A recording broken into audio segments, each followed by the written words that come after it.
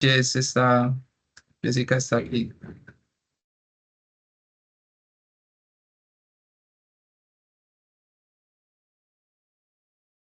Bueno, buenas noches. Nuevamente, muchísimas gracias por estar aquí. Vamos a dar inicio a la presentación que nos va a dar el señor Gerardo Alberto Mora Brenes. Les va a dar un pequeño resumen del perfil del doctor Gerardo. Él ha sido profesor de historia a tiempo completo en la Universidad Nacional de Costa Rica desde 1977 hasta el 2007. Tiene dos licenciaturas y una en historia y otra en pedagogía de la comunicación y dos posgrados en magíster en estudios teológicos y Master of Art por la University of Minnesota. Es doctor en educación con énfasis en medición pedagógica por la Universidad de La Salle. Allí dirigió una docena de tesis doctorales latinoamericanas entre el 2007 y el 2017. Ha participado en equipos transdisciplinarios, perdón, universitarios de ciencias sociales, humanidades, filosofía y letras. Ha dado cursos en las maestrías de Derechos Humanos y Educación para la Paz, de Relaciones Internacionales y del doctorado en Educación. También ha recibido tres becas con el programa, ahí me disculpan la pronunciación, el Fulbright, en tres diferentes universidades de los Estados Unidos. eh, Representó a la UNA en la Comisión Nacional de Nomenclatura, que oficializa los nombres de los pueblos, monumentos y edificios públicos para Costa Rica desde el año 1990 hasta el 2002, y coordinó sucesivas comisiones de docentes para elaborar planes de estudio en pregrados y posgrados. Asesor en varias editoriales nacionales y diseñó programas televisivos de difusión de experiencias multidisciplinarias. Promueve paradigmas alternativos de la inclusión social, de comprensión intercultural e intercambios de beneficios mutuos y transdisciplinarios. Queremos darle la bienvenida al doctor Gerardo en esta cátedra que nos va a dar el día de hoy. El espacio es tuyo, Gerardo. Bueno, Buenas muchas noches, gracias. Y don Buenas Gerardo, noches, buenas Jessica. noches. Qué pena. Me presento, yo soy Jessica Marroquín desde el área de Pastoral y Bienestar. Le damos la bienvenida a este espacio, le damos las gracias por hacer parte de esta cátedra y brindarnos todos sus conocimientos.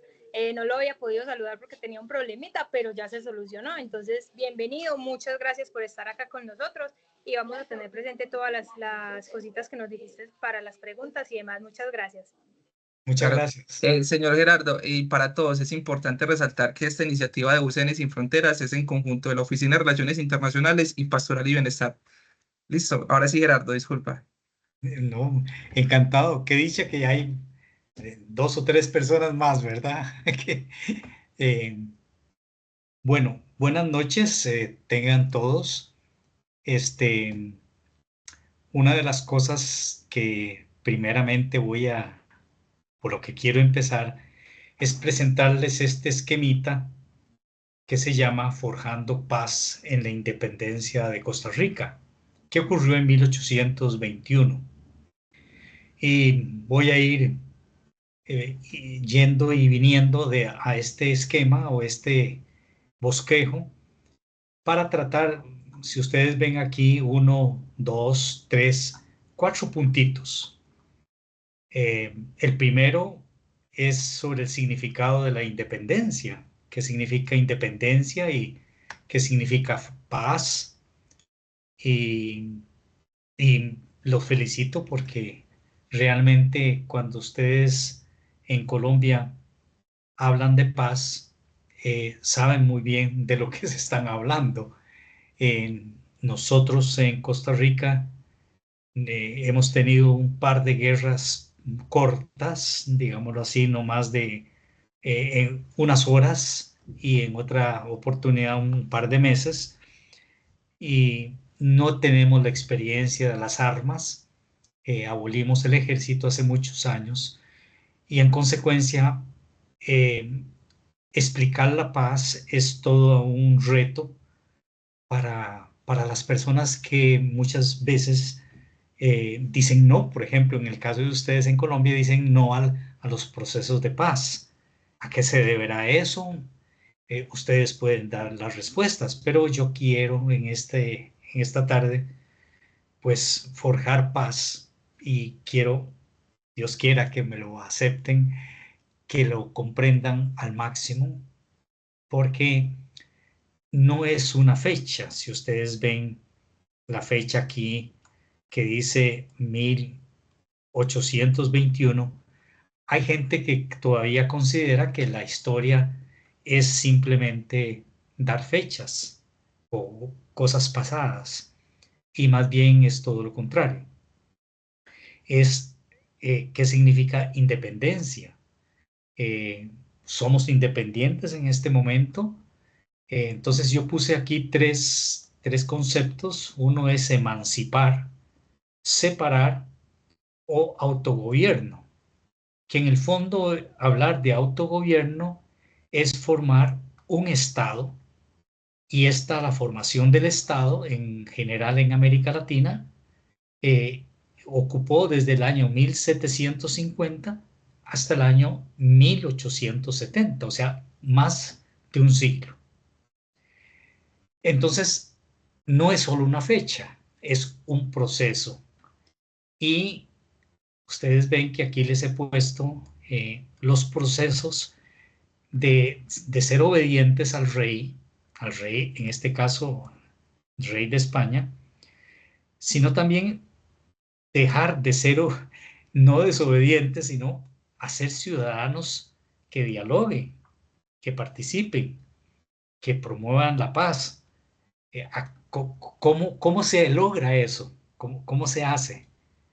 Entonces, yo tengo que, como ustedes ven, antes de 1821, irme a la época colonial, que compartimos Colombia y Costa Rica y toda la América Latina, que es la dominación de los conquistadores, que hemos llamado, que llegaron desde el siglo XVI.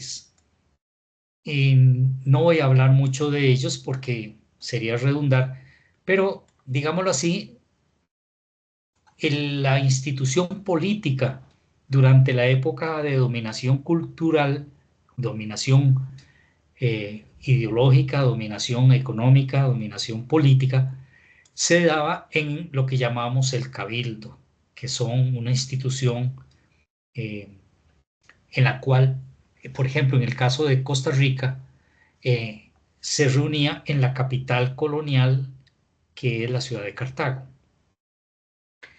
Y no eran más que 6 personas, nunca fueron más de 6 personas.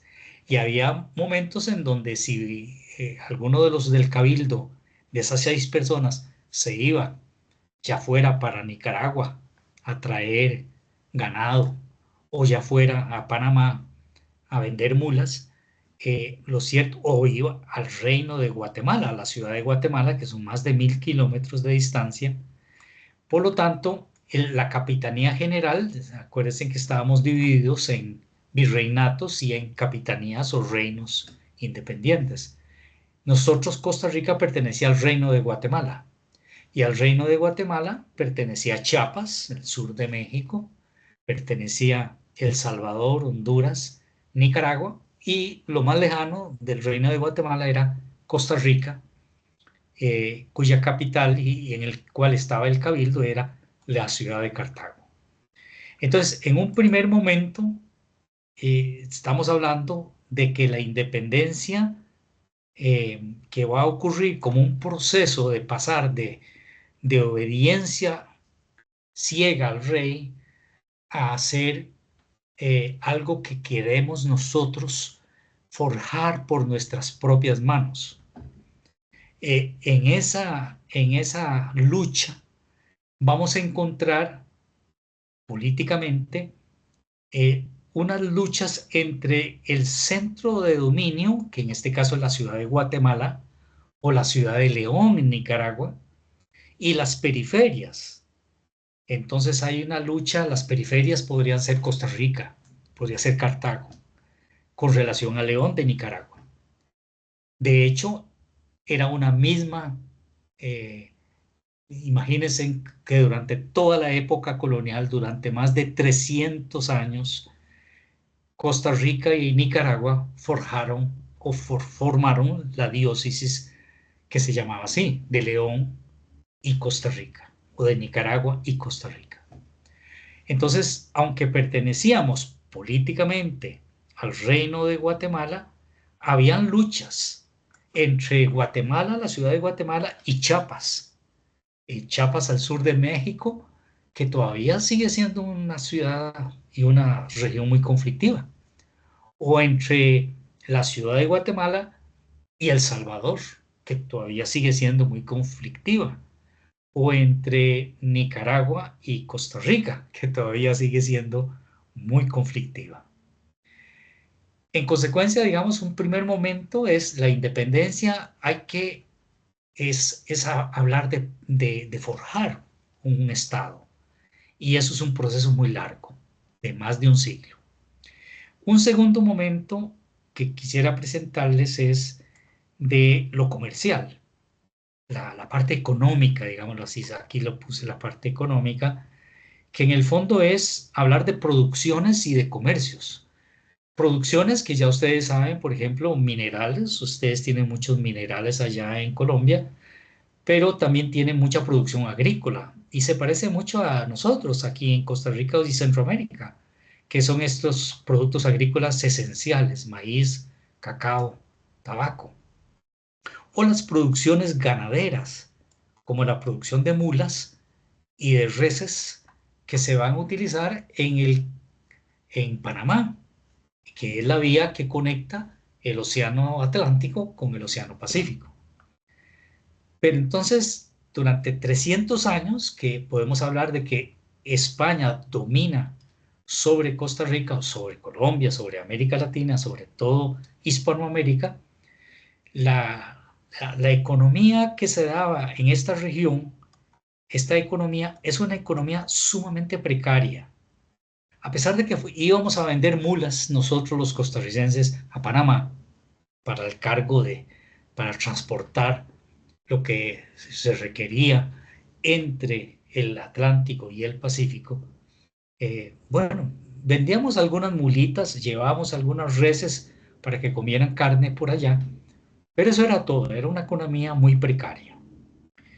Luego teníamos, en un tercer momento, porque hemos hablado de la política, hemos hablado de la economía, vamos a hablar de la población, de las personas, de los rostros. Hay muchos historiadores que hablan de los protagonistas, de los personajes.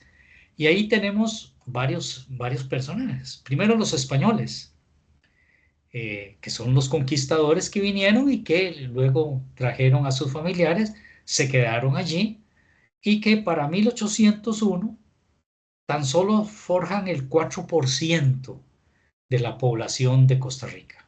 O sea, una minoría, una élite, que por eso habíamos hablado aquí en la parte eh, de política, habíamos hablado de las élites locales, como la de Cartago, la del Cabildo de Cartago, o la del Cabildo de León en Nicaragua, o de la del Cabildo de Guatemala en la ciudad de Guatemala, etc. Por lo tanto, cuando hablamos de personas, no solamente hablamos de las élites blancas españolas. Muchas de ellas sabían leer y escribir, no todos, pero fuera de ellos no había más personas que supieran leer o escribir, a no ser algunos afrodescendientes que vinieron como esclavos, que los trajeron los españoles y que sabían leer y escribir porque los amos los enseñaron. Y los afrodescendientes para 1801 en Costa Rica constituían, digamos, el equivalente a un 17% de la población. De hecho, yo tengo dos hermanos mayores que son morenos, piel morena, y los dos hermanos menores somos blancos, de piel blanca. Entonces, imagínense, desde la dominación, desde que llegó Cristóbal Colón en 1500 hasta 1800, durante 300 años, 3 siglos, existió lo que llamamos un mestizaje, que es la mezcla entre el español y el nativo o el indígena. o el aborigen. Inicialmente, porque muchos de ellos murieron sobre todo por no solamente las guerras, sino sobre todo por las pestes, que ustedes saben que los aborígenes no tenían defensas naturales contra, por ejemplo, la viruela, que era una enfermedad por la que se moría. En menos de una semana se morían como moscas los indígenas, los naturales, los aborígenes. Y para 1800, vean la proporción, los aborígenes nuestros en Costa Rica es casi la misma proporción de un 16-17% del total de población que es eh, digamos, aborigen, contra un 50, la mitad de la población en 1800, o sea, a principios del siglo XIX, que son personas mezcladas, son mestizas o mestizajes. Y durante esa época, durante 300 años, la población estaba estratificada. Imagínate que si usted era blanco, por la figura, la forma en que vestía, la forma en que hablaba, usted seguía siendo español, o sea, de la élite. En cambio, si usted era un natural, un aborigen, no podía, por ejemplo, llevar determinado tipo de vestimenta o no podían entrar a determinadas áreas. Entonces, digámoslo así, que la estratificación es una forma de hacer una sociedad desigual, una sociedad marcadamente estratificada. Eh, y el mestizaje, hablar de mestizaje, es empezar a hablar de una población que se va haciendo cada vez más igual. Porque si usted es indígena, paga impuestos, paga tributos. Pero si usted es mestizo y logra comprobar que mi papá es un indio y mi mamá es una española, que por lo tanto yo soy mestizo, no pago tributos. Y entonces fíjense que hemos hablado de la política, hemos hablado de la economía, hemos hablado de las personas, de la población, y vamos a hablar de algo cultural, que es la Iglesia Católica, sin la cual no podemos tampoco, digamos, dejar de lado en este proceso de paz en la independencia. Y como ustedes saben, los matrimonios católicos, sobre todo, eran legítimos si eran dentro de la misma grupo étnico. El español tenía que casarse con españolas, los indios con los indios. Y el problema venía con los mestizos, o sea, entonces había que hacer una probanza de que usted era un matrimonio mixto y por lo tanto la iglesia le podía dar la bendición, casarlos. Entonces lo que llamamos matrimonios endogámicos o matrimonios legítimos. Y por lo tanto, ustedes van a ver que hay un culto a las vírgenes, una que es un centro indígena de Ujarrás, que le pusieron una virgencita traída de España. Entonces ustedes, todavía existe esta virgen, casi 1 metro de alto, ustedes la ven y tiene los rasgos blancos, como una mujer española, chapetona diríamos, muy bonita, todavía está ahí en Ujarrás. O bien la iglesia o la basílica ahora también en Cartago, la de Los Ángeles, que se convierte en patrona de Costa Rica a partir de la independencia, después de la independencia. Entonces tenemos una virgen como la Blanca de Ujarrás durante toda la época colonial y tenemos una virgen morena, mestiza, que es la negrita de Los Ángeles, que todavía se le rinde culto, y casi el 2 de agosto que se celebra la fiesta, ustedes ven multitudes de costarricenses que van hacia Cartago, hacia la Basílica de Los Ángeles, y este culto se ha extendido también a partes de Centroamérica. ¿Qué es lo que...? Porque vean qué interesante. Yo empecé con una forma tradicional, la política, la economía, la población, la cultura pero en realidad el, el cura, el sacerdote era el único que sabía leer y escribir, era el que hablaba latín, era la persona que sabía realmente de lo que se estaba tratando, de lo que se hablaba. Y fueron los curas, sobre todo los dos de Costa Rica, que salieron electos diputados para las Cortes de Cádiz en 1812, los que empiezan a hablar, y se aprobó por las Cortes de Cádiz el hecho de que todos éramos iguales. Ya no había diferencia entre indio y español, o entre mestizos y afrodescendientes. Se abolió la esclavitud.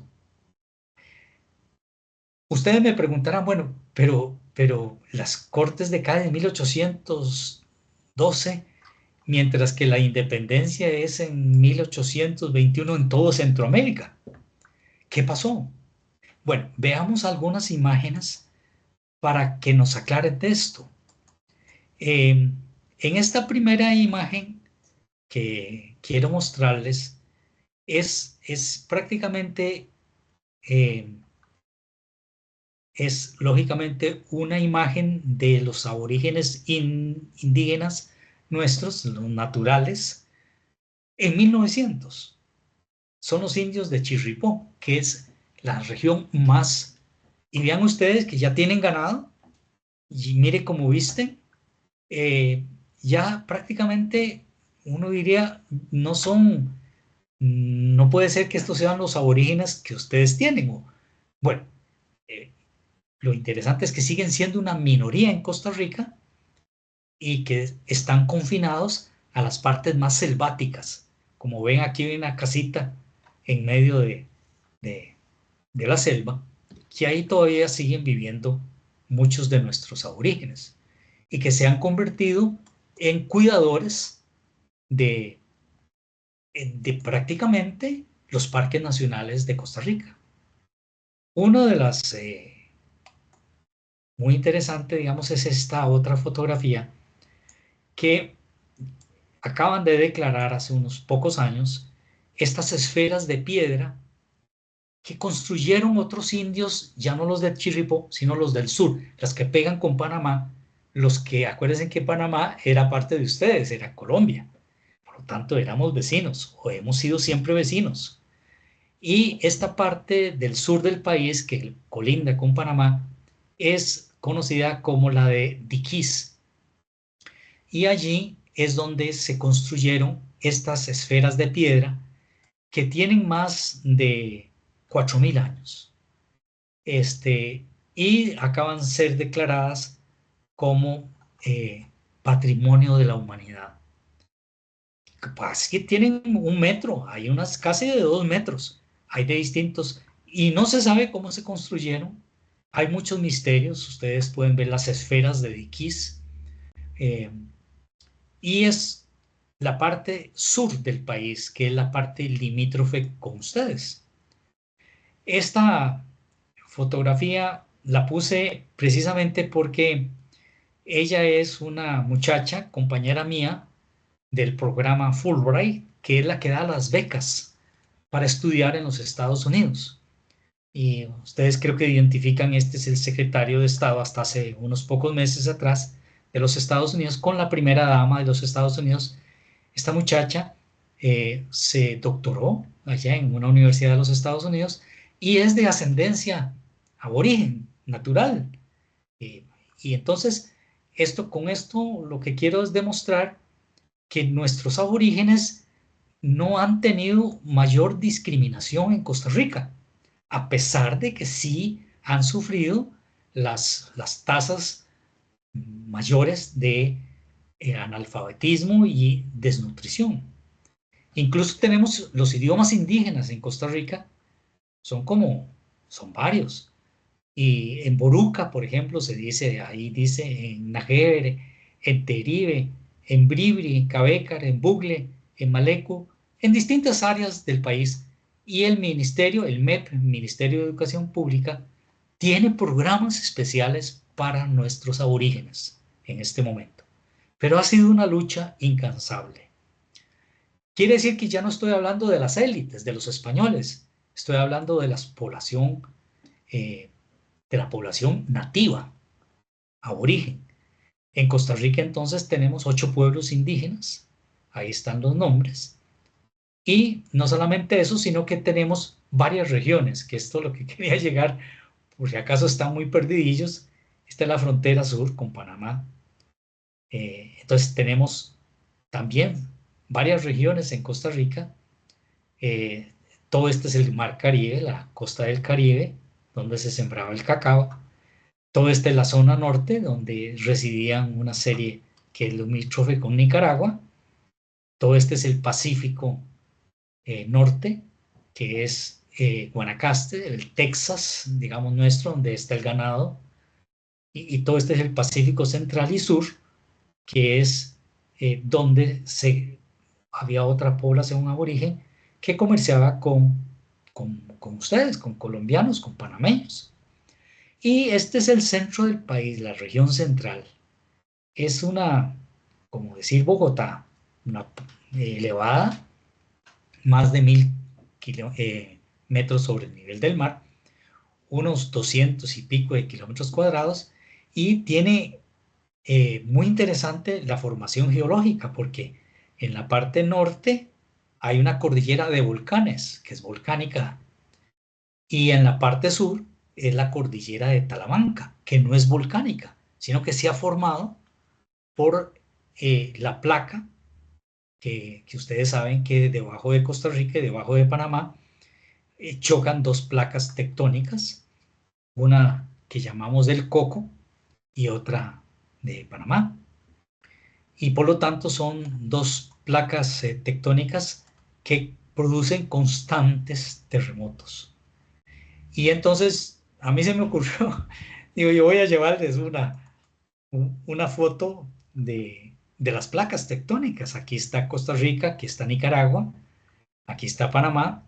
Vean ustedes que la cordillera de Talamanca, que se ha levantado por la placa del Caribe contra la placa del Coco. Entonces una se hunde y la otra se eleva. Entonces la cordillera de Talamanca no es volcánica, es fondo marino. Hace 1.000.000 de años estaba sumergida y era un paso entre un océano y otro. En esta foto quiero también ver que la parte norte de Costa Rica, aquí está Nicaragua, aquí está el lago de Managua, el lago de Nicaragua, y este lago, esta parte, digamos, del Pacífico de Nicaragua, siempre ha sido con este río que recorre, que desagua, y de hecho le pusieron los españoles así, el desaguadero, porque desagua en el Atlántico. Y este río ha sido no solamente, todavía hoy día hay libre navegación por Nicaragua y Costa Rica, pero es el límite entre Nicaragua y Costa Rica, que causa muchos problemas y ha causado siempre, porque los indígenas de Nicaragua fueron esclavizados, se los llevaron los españoles para terminar la conquista del Perú en el siglo XVI. Quiere decir que muchos de estos aborígenes de Nicaragua fueron esclavizados.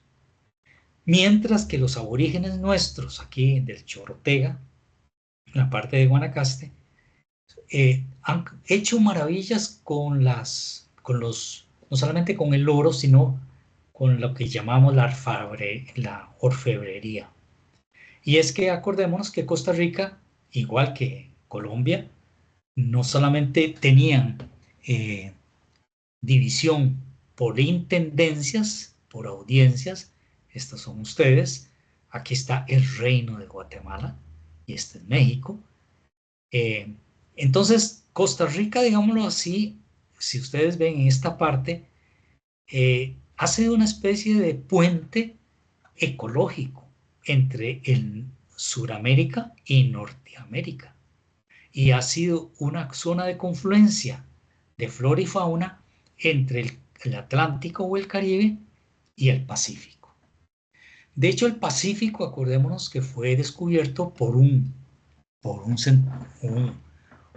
gobernador panameño, bueno, no podemos decir colombiano menos, sino de la audiencia de Panamá, que luego se quitó la audiencia de Panamá para convertirla en audiencia de Colombia, bueno, de la Gran Colombia. Pero eh, Núñez de Balboa fue el que descubrió este obsidiano que andaban buscando los españoles desde que llegaron, porque América se le atravesó a los españoles que andaban buscando las especias. Este es un periódico de 1821 que alguien lo elaboró aquí en Costa Rica. La Nación es un periódico muy conocido, periódico que era fundamental, ya no lo es. Como todas las redes sociales han hecho maravillas y han dejado atrás la prensa escrita.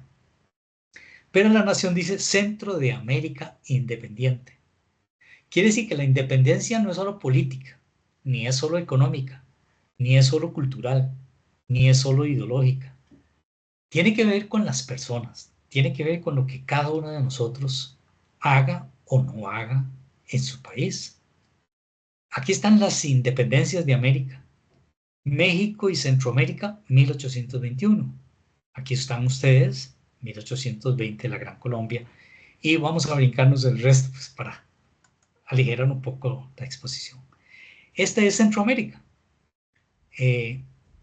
Los españoles llamaron a toda esta parte, que sería hoy el sur de Honduras, Nicaragua y parte de Costa Rica, como Veragua, porque es muy, llueve mucho, hay muchos ríos, Veraguas, es exacto, entonces le pusieron Veraguas y se las regalaron a los descendientes de Cristóbal Colón.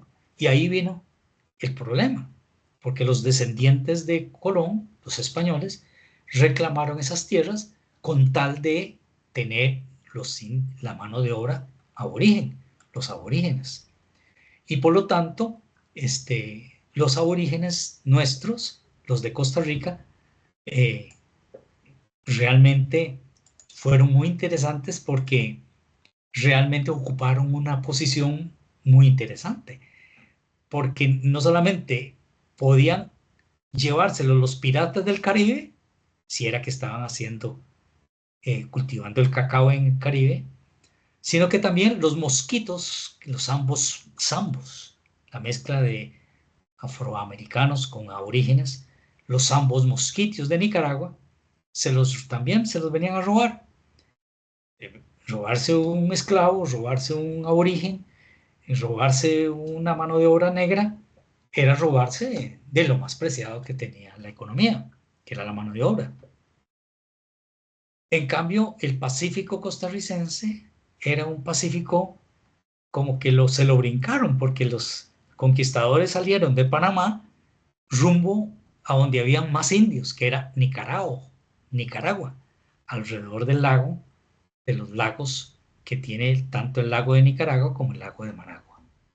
Y aquí falta el río, el desaguadero, que es el límite entre... Pero este es el territorio de la diócesis de Nicaragua y Costa Rica. Durante los 300 años de dominio español, esta ha sido la diócesis. Quiere decir que Costa Rica y Nicaragua están muy lejos de Guatemala y fueron regiones lejos, periféricas de Guatemala, que era el centro de poder, donde estaba el gobernador del reino. Igual que Chiapas, en el norte de Guatemala, sur de México. Esto para decirles que todavía vino la independencia en 1821 y siguió siendo una misma diócesis hasta 1850. Pero ese es otro tema.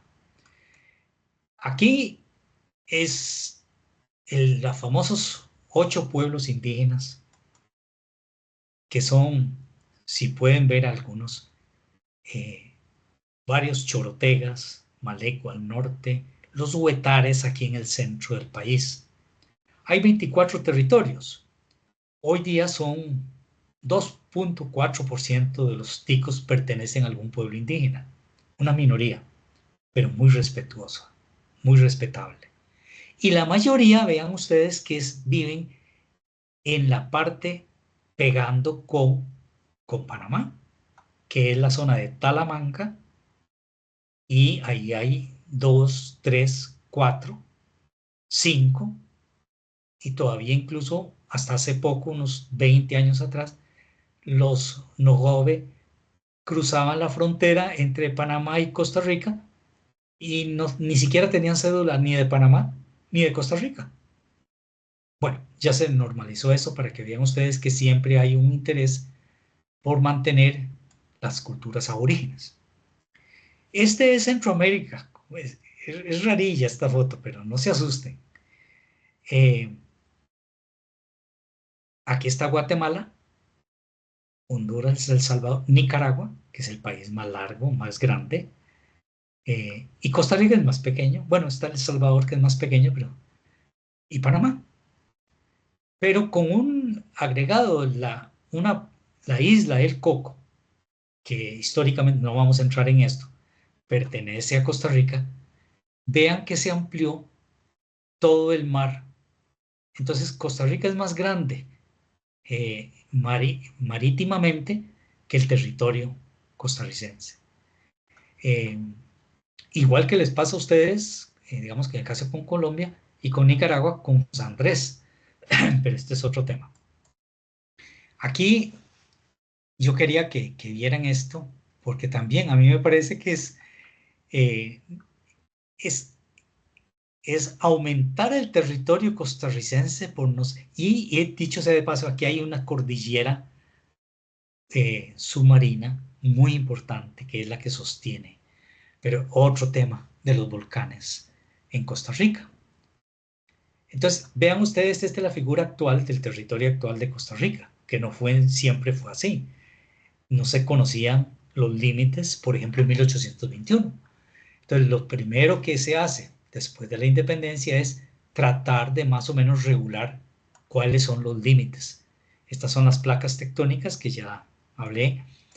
Y la Costa Rica actual prácticamente podemos decir que corresponde a un movimiento en la cual el respeto por nuestros aborígenes es fundamental. Entonces vean ustedes que si queremos regresar al esquema original en el que habíamos puesto las personas o los personajes o los protagonistas, no estamos hablando de los españoles, que es una minoría, una élite, no estamos hablando de la mayoría, que son los mestizos, sino estamos hablando de los nativos, de los naturales, de los aborígenes, que muchos de ellos contribuyeron al mestizaje a una población que cada vez, desde las Cortes de Cádiz de 1812, los mismos sacerdotes hablaban de que había que igualar, todos éramos hermanos, todos éramos hermaniticos, y por lo tanto había que abolir la esclavitud de los afrodescendientes y había que darle un lugar, ¿verdad?, destacado a la parte de la población minoritaria aborigen y que sí todavía ha contribuido muchísimo a forjar la paz en Costa Rica. Por lo tanto, cuando hablamos de independencia desde el punto de vista político, estamos hablando de la formación del Estado costarricense, que es un proceso de más de un siglo, y que la independencia es uno de los puntos fundamentales para entender esa formación del Estado. Para entender que la capital colonial de Cartago dejó de ser la capital colonial y fue San José, actual capital de Costa Rica. En una guerra que duró entre Cartago y San José, una guerra que duró un par de horas, porque los cartagos eran monárquicos y querían la monarquía, querían unirse a México o querían unirse a la Gran Colombia. Porque imagínense ustedes hablar de autogobierno en esa época, bueno, era también ir en contra de la enseñanza católica, porque se decía de parte de los curas, un enemigo del rey, imagínense, el rey, un enemigo del rey es un enemigo de Dios. Bueno, esto viene de la Edad Media, en la cual el rey encabezaba, el señor feudal encabezaba la figura paterna, la figura religiosa y una figura patriarcal. Y por lo tanto nadie podía cuestionar. De hecho, todavía habían ustedes los ingleses que le hacen una genuflexión, una inclinación a la reina de Inglaterra o al rey de Inglaterra. Bueno, eso es una tradición medieval durante más de 1000 años en Europa, y cuando vinieron los españoles trajeron la monarquía, la corona. Era lógico que entonces se hablaba de conquista, de conquistadores para América. Bueno, conquistadores es una palabra militar, es una palabra española, es una palabra europea. Y hay mucha gente que todavía sigue hablando no solamente de la independencia como una fecha, sino sigue hablando del dominio de los españoles, nada más. No, y nosotros hemos sido dominados por varios conquistadores, no solo los españoles. En los siglos del 16 al 18, digamos esos 300 años de dominación española, fueron los españoles, pero luego vinieron los ingleses y ahora los estadounidenses. Entonces, había que preguntar también, y es una pregunta que se les dirige a ustedes, si la independencia, si el autogobierno se puede ejercer en la actualidad, o si más bien hablamos de, en lugar de independencia, de interdependencia. Lo estamos viendo, digamos, con las dos potencias actuales, Estados Unidos y China, y en consecuencia hay una guerra comercial entre esas dos potencias, y tanto Colombia, tanto América Latina, tanto Costa Rica, como todos los van a tener que participar de decir o a favor de Huawei, una, una, sin hacer alusión a ninguna marca china, o bien a conocer de cerca la tecnología de los Estados Unidos y promover y compartir todos los instrumentos tecnológicos que nos ofrece el imperio de los Estados Unidos.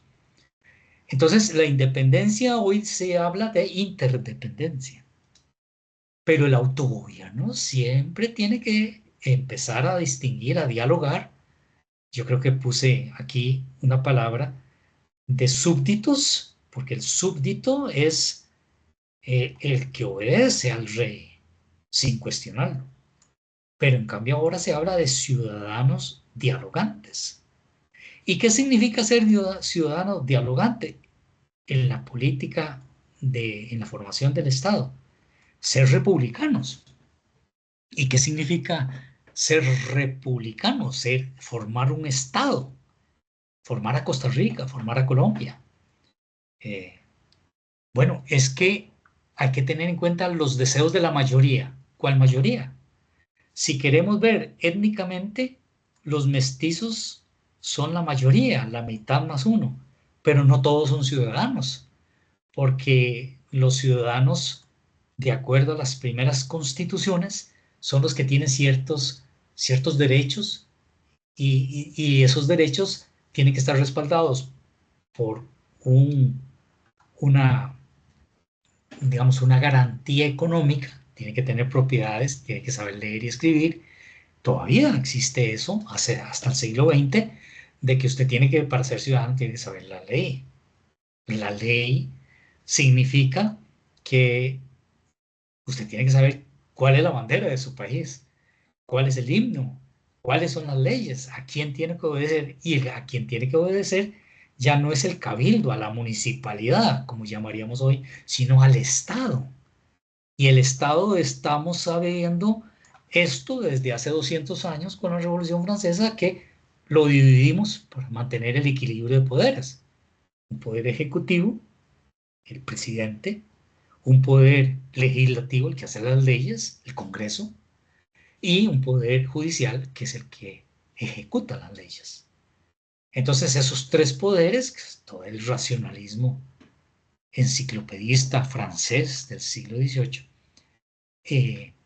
es el que va a venir para que estos señores, imagínense que no sabían leer ni escribir, solo las minorías españolas sabían leer y escribir y los curas.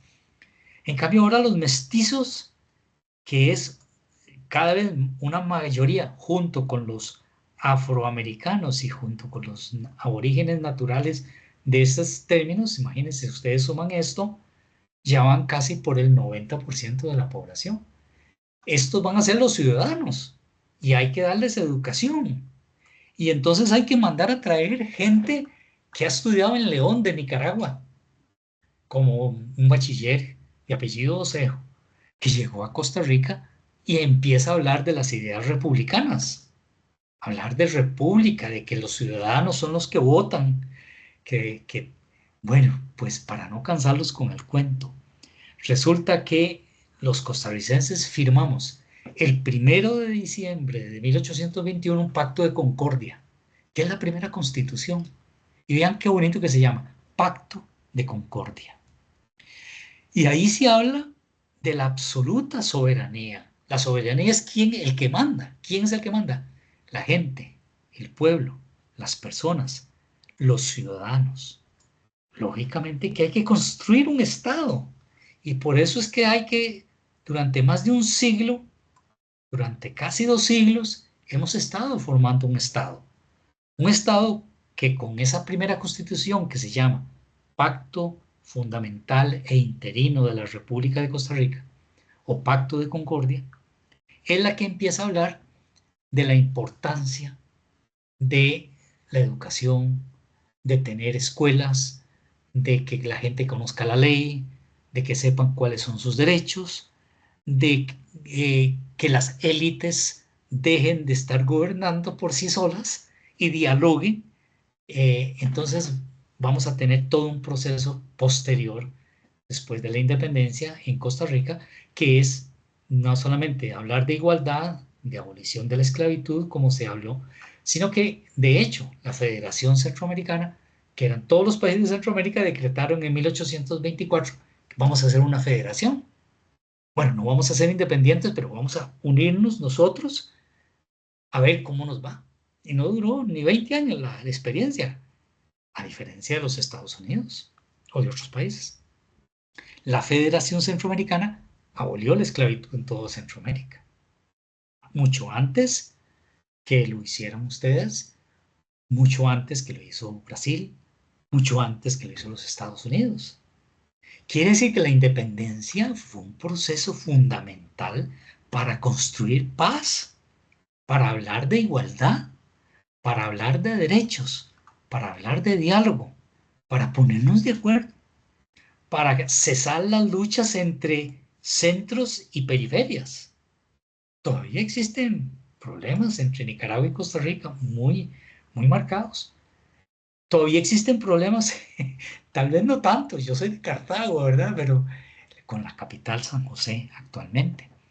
Los conflictos entre las élites de Guatemala y las otras élites siguen siendo conflictos que van a resolverse en las famosas Cortes de Cádiz, que esto ya también es otro gran tema, porque en las Cortes de Cádiz todos los latinoamericanos fuimos y fuimos los diputados nos representaron. Imagínense lo que significa tener una constitución de Cádiz, que la constitución de Cádiz de 1812, que ustedes me pueden decir, bueno, pues duró muy poquito. Bueno, pero los cartagos, por ejemplo, fuimos a pelear a Nicaragua porque Granada se quería independizar. Entonces el rey nos mandó, ¿verdad?, una felicitación de la muy noble y muy leal ciudad de Cartago, porque la gente todavía seguía creyendo que era monarquía o republicano, o imperios o repúblicas o estados. Y eso es una dicotomía, de ahí no salimos, no explicamos mucho, liberales y conservadores, no, derechas y izquierdas, No. Católicos y protestantes, no. Si seguimos así, no salimos del problema de ver la historia como algo nuevo, algo que nos tiene que hablar de la polémica realidad que vivimos, o más que polémica, compleja. Porque las periferias, como Costa Rica, que siempre ha sido una periferia, casi que nadie nos toma en cuenta. No tenemos ejército, pero nadie se da cuenta de eso. Siempre hemos hablado de paz o de concordia. Desde el principio le quitamos casi, si ustedes leen en las constituciones iniciales, dice que la felicidad, la búsqueda de la felicidad, hay que concurrir, todos tenemos que concurrir a la búsqueda de la felicidad, y esa es la paz o la armonía. Por lo tanto, ¿cuál es la función del Estado? ¿Cuál es la función del gobierno? Promover la paz. Búsqueda de la felicidad, dice la Constitución de los Estados Unidos. Y ustedes me pueden decir, bueno, pero es que Jefferson tenía esclavos y él hablaba de igualdad también. Bueno, igualdad entre ellos, entre los blancos. Pero es un problema aparte, podemos hablar en algún momento de los Estados Unidos de América. Pero hablemos de Costa Rica. Quiere decir que forjar paz significa formar un Estado. Y ya dijimos desde cuándo. Es poner de acuerdo a las élites locales y a las demás personas que no tenían mayor conocimiento, como los aborígenes, que ya creo que los he destacado, de los mestizos.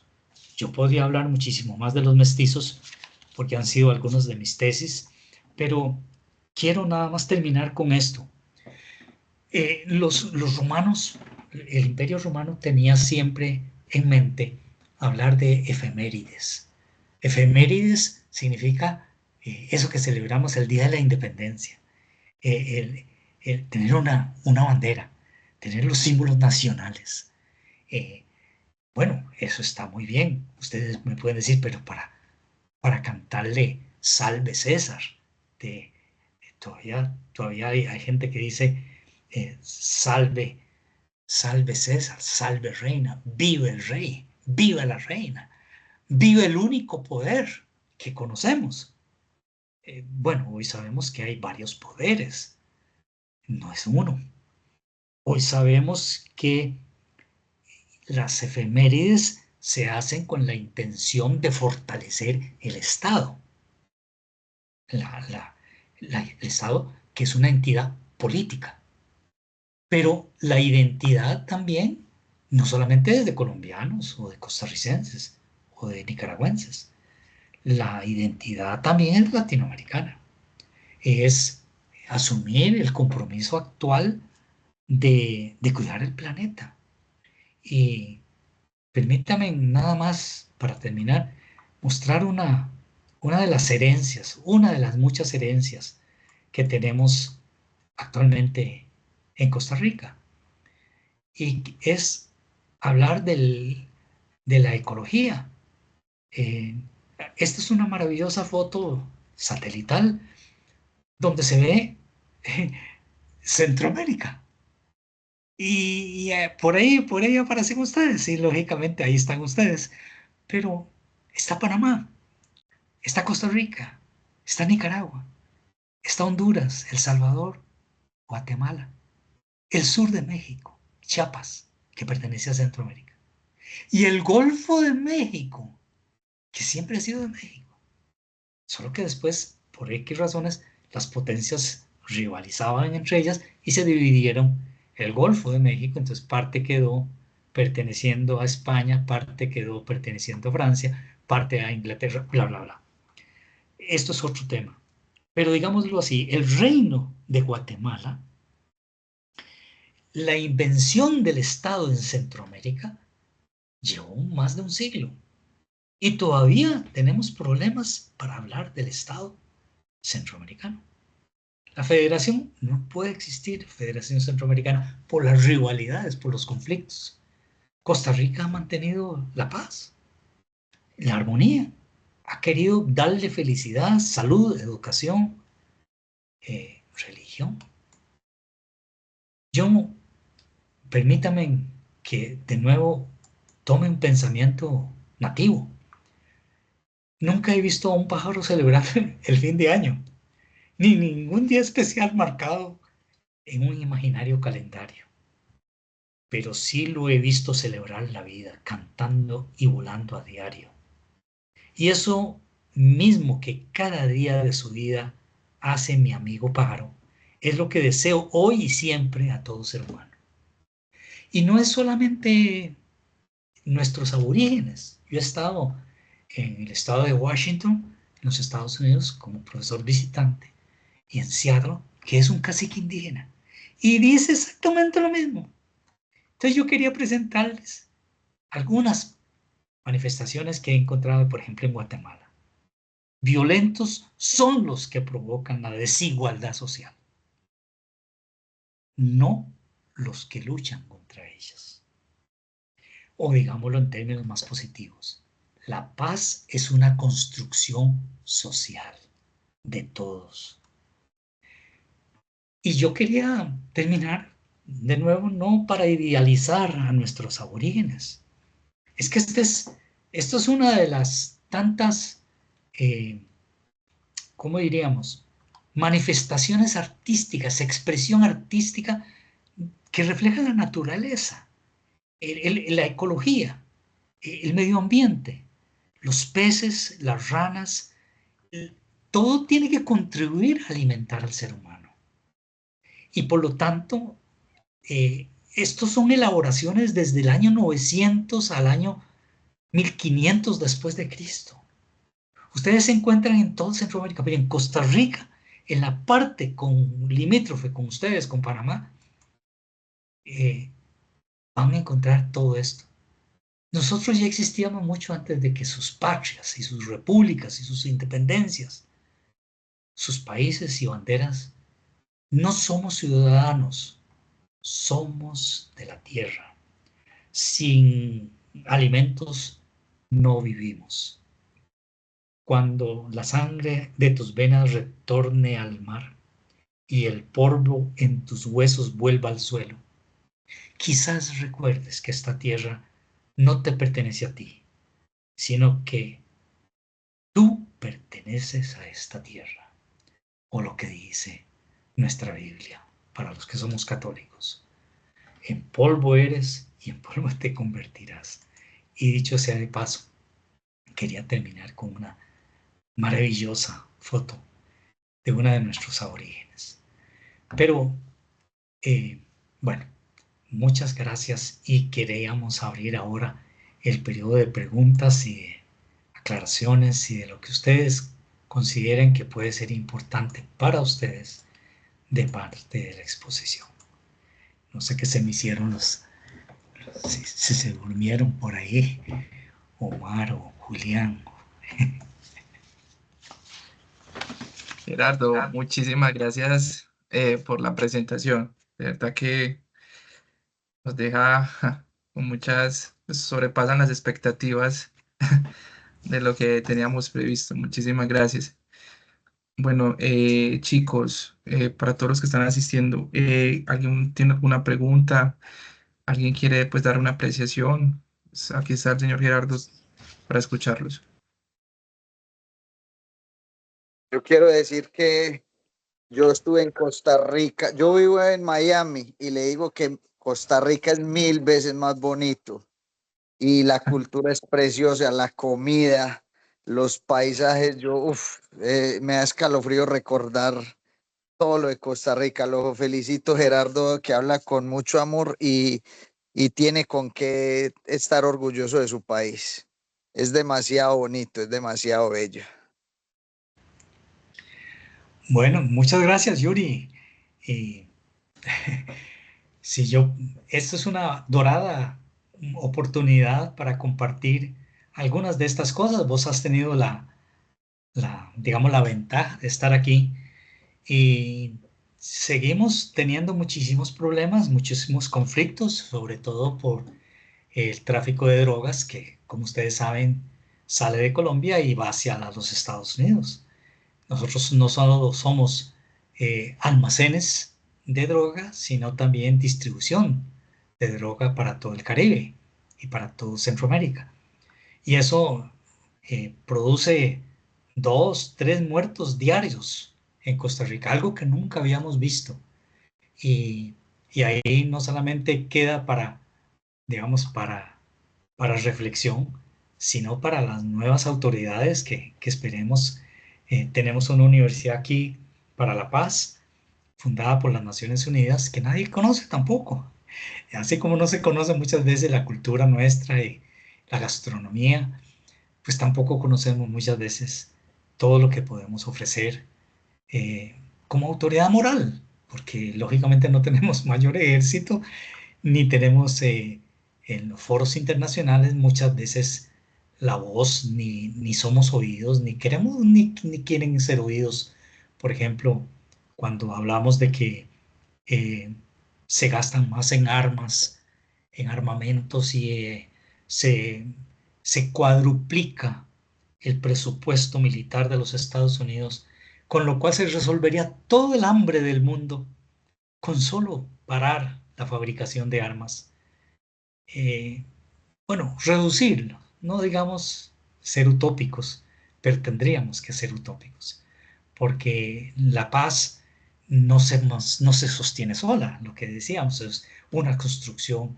Y gracias, Yuri, por compartirle con nosotros, porque el turismo parece ser ahora casi 2 millones de turistas que vienen y es el cuarto, perdón, el primer rubro de la economía costarricense, el turismo. Y si siguen matando la gente, matándose los narcotraficantes entre las bandas que operan, lógicamente no va a venir nadie, por más bello que sea el país y por más rica que sea la comida. Entonces, Yuri, muchas gracias por tus palabras y a todos los que desean compartir con nosotros, yo feliz de la vida. Gracias. Pura vida, pura vida. Pura vida. Qué chévere, qué chévere. No sé si alguien más tenga alguna apreciación, alguna pregunta. Este espacio es muy importante porque es la oportunidad de poder, pues, hablar con alguien experto y del mismo país invitado que tenemos hoy, que es Costa Rica. Voy a mirar el chat si de pronto alguien tiene alguna apreciación.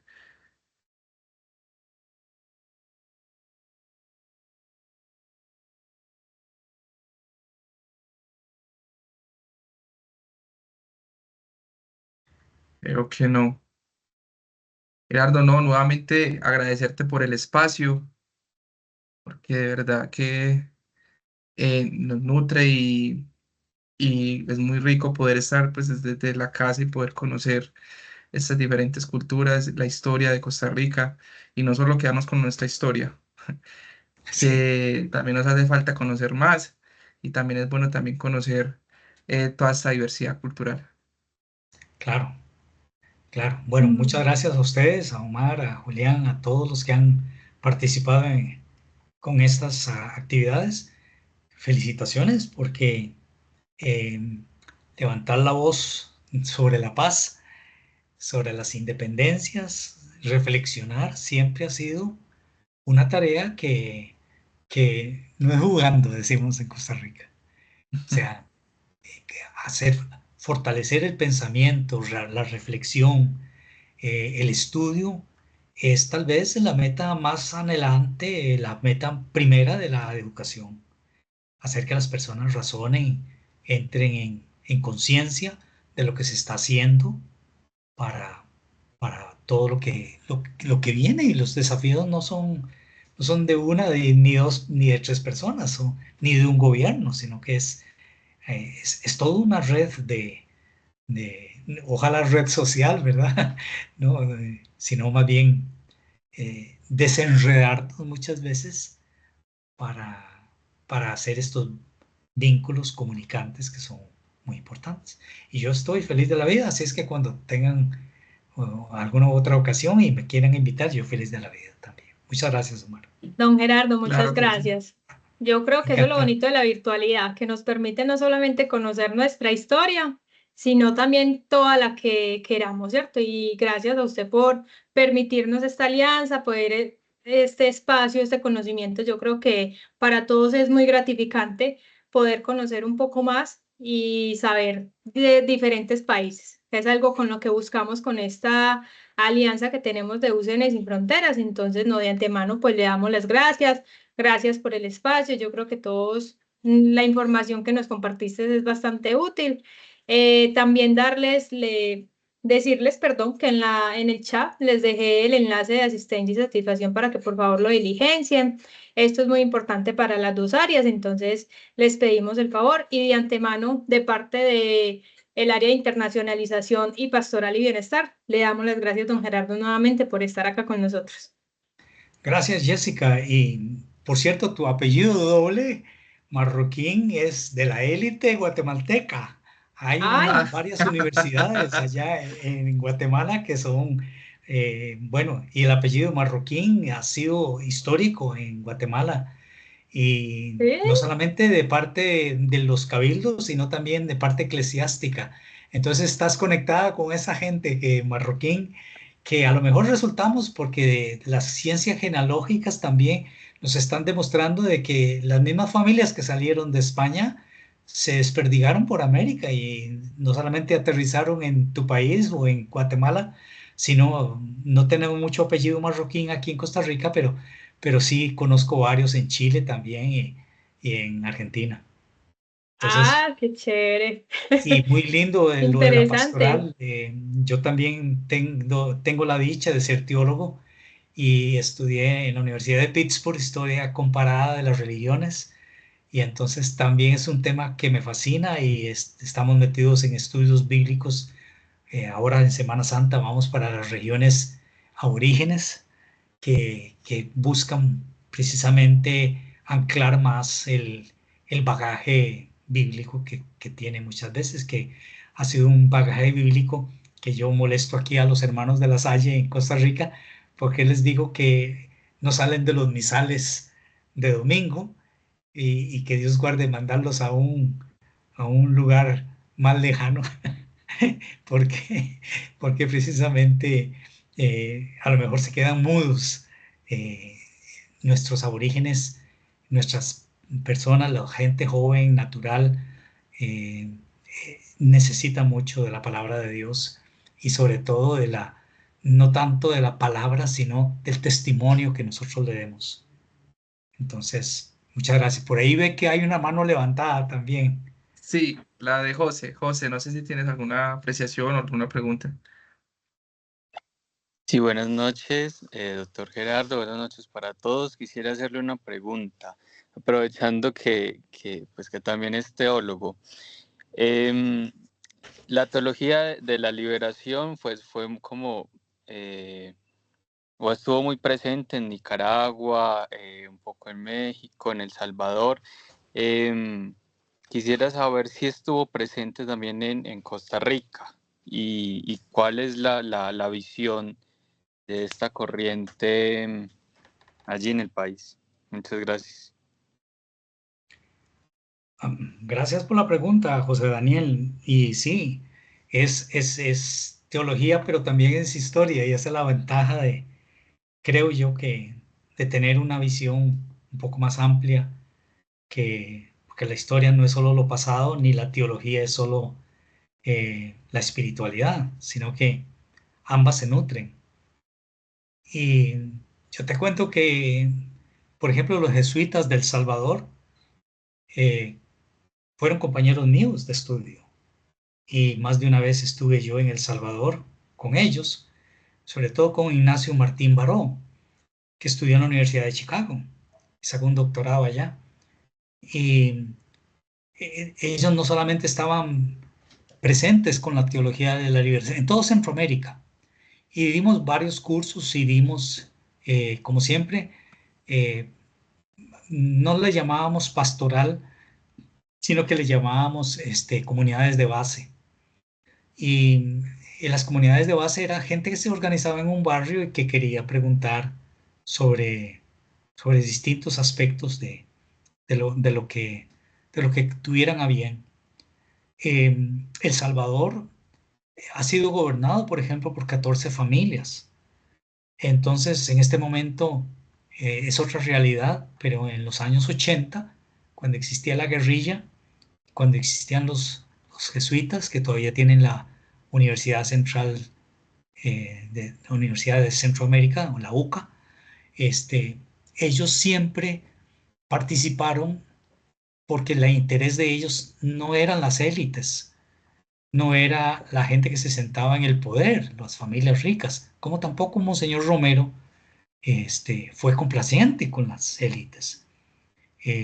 Precisamente el discurso, no sé si han visto la película sobre Monseñor Romero, eh, en su discurso de un domingo, ahora no recuerdo en qué momento, pero lo dijo muy claro.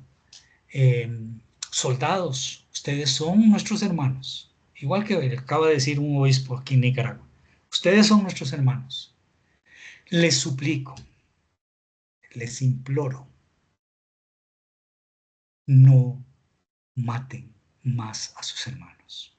Les ordeno. Y hasta ahí llegó. O sea que las balas, la violencia, igual que le hicieron con Jesús, ese es el resultado de una teología de la liberación. Morir con balas, porque lo había dicho Jesús, el que a espada lucha, a espada muere. Los jesuitas no estaban ejerciendo violencia. Esta foto que ahora puse de un indígena de Guatemala, ¿quiénes son los violentos? Son los indiferentes, son los que no hacen nada eh, porque tienen miedo, porque están en su zona de confort, porque tienen muchos, eh, muchos temores, muchas tabúes, están amarrados por muchos compromisos. Entonces la semilla del Evangelio no puede caer en terreno fértil. Hay que emplear las balas. Cuando es lo menos que se utiliza, porque hay muchas formas de matar y no solamente con las balas. Entonces la teología de la liberación, eh, inicialmente yo conocí a Gustavo Gutiérrez en Lima, allá en Perú, y conocí a los jesuitas aquí en la UCLA, en Guatemala, y he conocido aquí en Costa Rica porque vinieron a refugiar los chilenos con el golpe de Estado de Allende, todos los chilenos que salieron con este golpe dado por Pinochet, vinieron a refugiarse a Costa Rica, aquí los atendimos.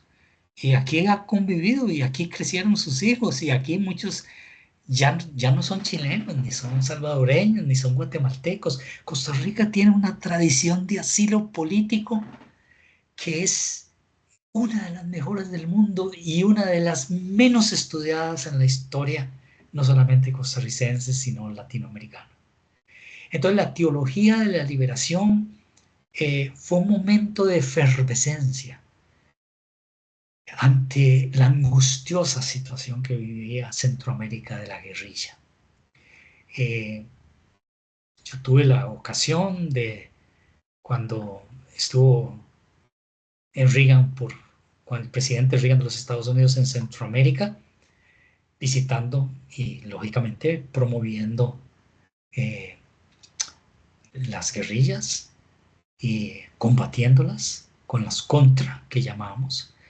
Y esto fue cuando otra potencia se mete dentro de otro país, cuando no hay un autogobierno, cuando hay más gente interesada en mantener privilegios, no hay diálogo, no hay respuestas, hay confrontación.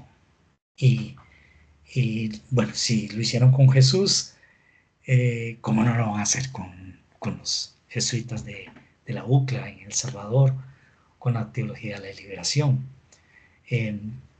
Y entonces, prácticamente yo aquí en la biblioteca tengo algunas obras, bastantillas, sobre teología de la liberación, que ya las he ido depositando a José Daniel en la universidad, porque también, o sea, son momentos históricos y no sé si tiene formación bíblica, pero los celotas, por ejemplo, en tiempos de Jesús, pasaban a cuchillo a cualquiera que se les oponía. Y, y esa frase de Jesús, el que a espada lucha, a espada muere,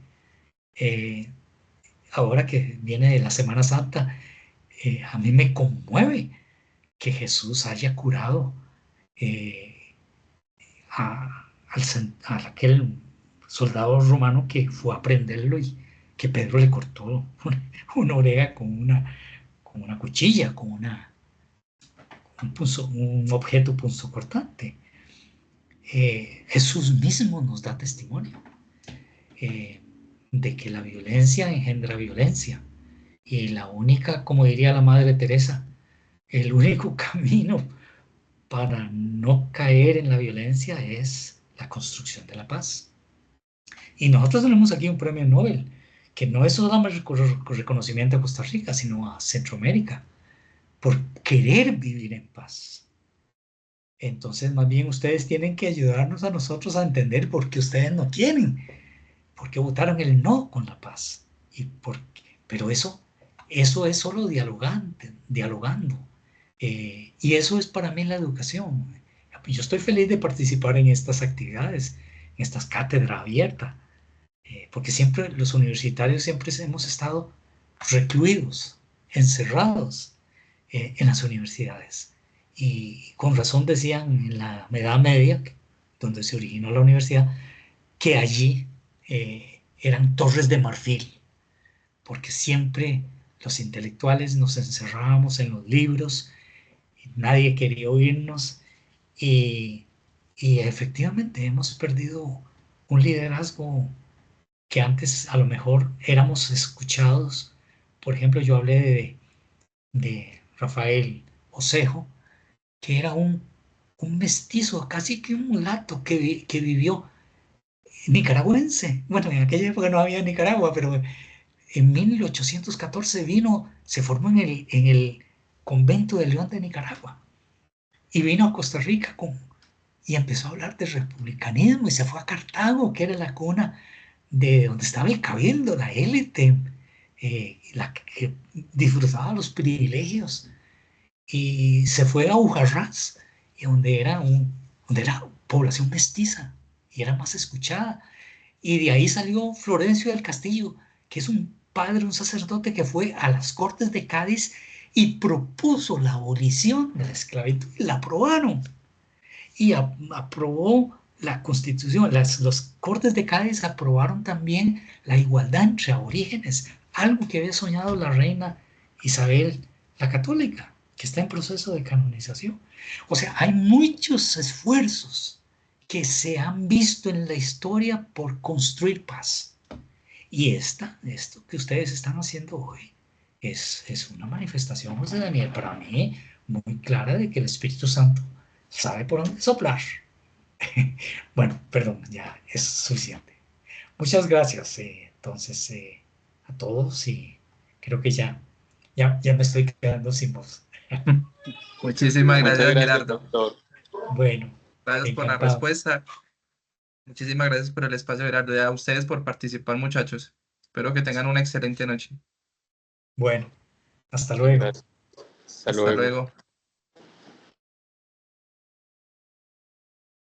Pura vida, gracias. Dios los bendiga.